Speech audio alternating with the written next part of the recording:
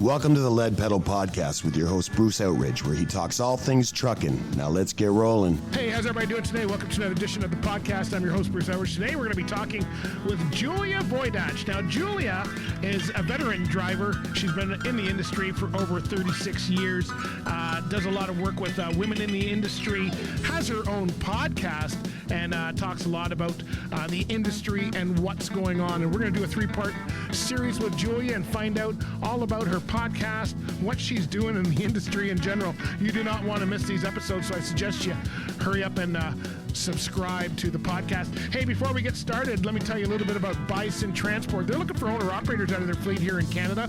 If you are an owner-operator and you want to get have support for your business, we all know business is hard.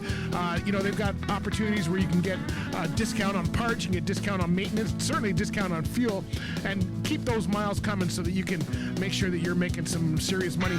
Being an owner-operator is hard in today's world. Bison Transport makes it easy for you. Where you can check out all the opportunities, go to bisondriving.com. Make sure you tell them we sent you. Also, I want to tell you about Harnois Énergies. You know about them. There's a new truck stop happening at exit 230 on the 401 in Woodstock, Ontario.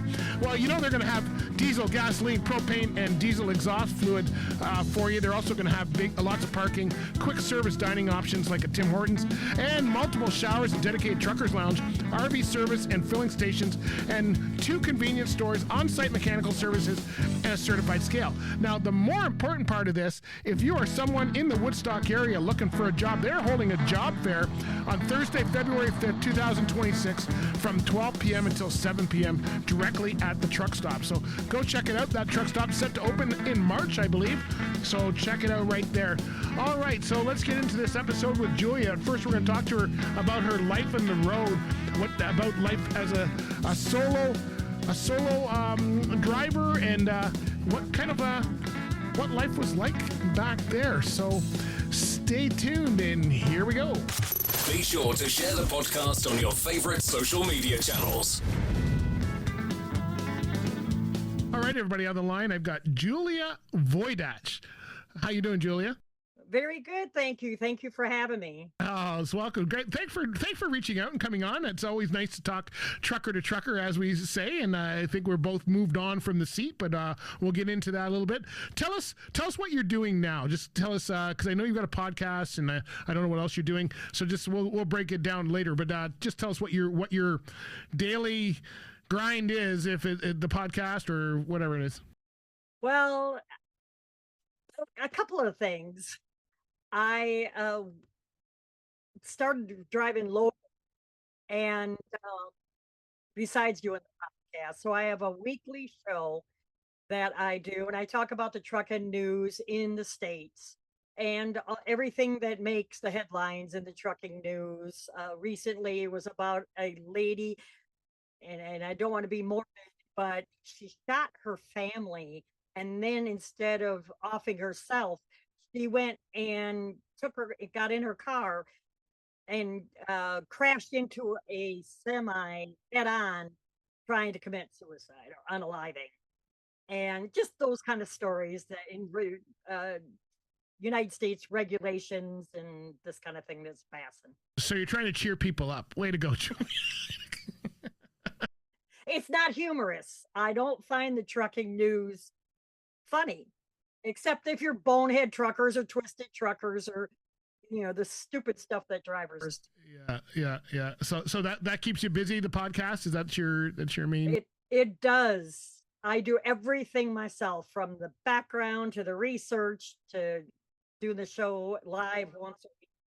Right. I understand completely. I am with you on that one. Let's get into your career. Let's go back to the start for a little bit, because you've been in this. I think we must be similar in age, because I think we're similar years in the industry. So, when did you start driving? How did you get into driving? Tell us that story. I started driving way back machine. You don't have to use years if you don't want, Julie. You can just 1988 is when I started driving. I was 24 years old, and I'm getting some things on my screen here real quick. You might have to edit this out. But I started driving with a chauffeur's license. I ran team while I was training. I went to truck driving school for 9 weeks, not the 16 days like they do now. Um, so I've been in it now going on 37 years, 5 million safe driving miles, never an accident, never rolled one, never put it in a ditch. Well, good for you. Congratulations. So how many years were you driving? You're not still driving? No, you're done. I retired in 2024. Right. Oh wow. Okay. So you just retired. You're not retired long. So very good. So then you must have seen. Well, I guess back in the day, I started 82 is when I started. So I'm ahead of you a little bit. Wow. Older. That's all. I got more gray hairs. That's why I always wear a hat and headphones because. But yeah. So when I got in through the moving industry is how I started. What was your first job? Did you know that you were going to go over the road? What were you thinking back in the day? Well, my parents retired down in southern Mississippi around the Gulf Coast back in 86.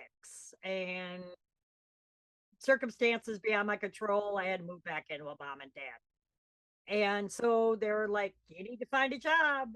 And I started looking in the newspaper and I seen the ad for the truck driving school. And I'm like, why not? Never been anywhere, never done anything. So I'll go ahead and try it. I took to it apparently like a duck to water. With growing up on a dairy farm and having to drive tractors and hay balers and pulling wagons and everything. I was pulling doubles before they knew what doubles was on the dairy farm. So it just morphed into that. I started with a dry van. Never did flatbed or anything. It was just mainly dry van and then refrigerated trailer reefer. Okay. So you've seen some changes, I'm assuming, over the years. I mean, we've both have seen this industry morph over and over and over. I mean, I talk like I'm back in 1985 and, here we are in 2026. So what is the big thing that you've noticed from being an experienced driver and in the industry? Wow, that's a loaded question.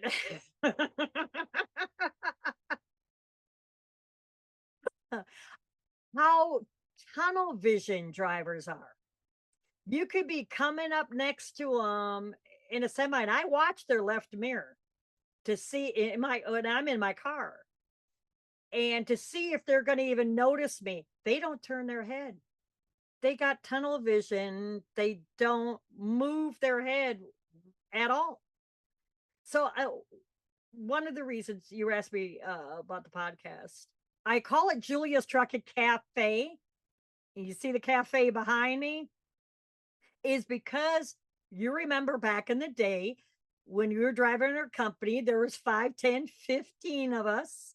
We all came into a restaurant, had the big long table, all sat down together, all talked and yelled about dispatchers and the freight and where we were going and how long it took for us to get unloaded or loaded or say anything. So I named the podcast Julia's Trucking Cafe. Come on in, let's talk about trucking.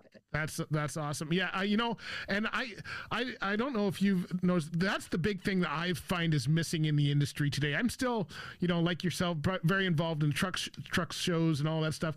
The camaraderie is, I think, what's missing. And back in the day, we used to wait for each other.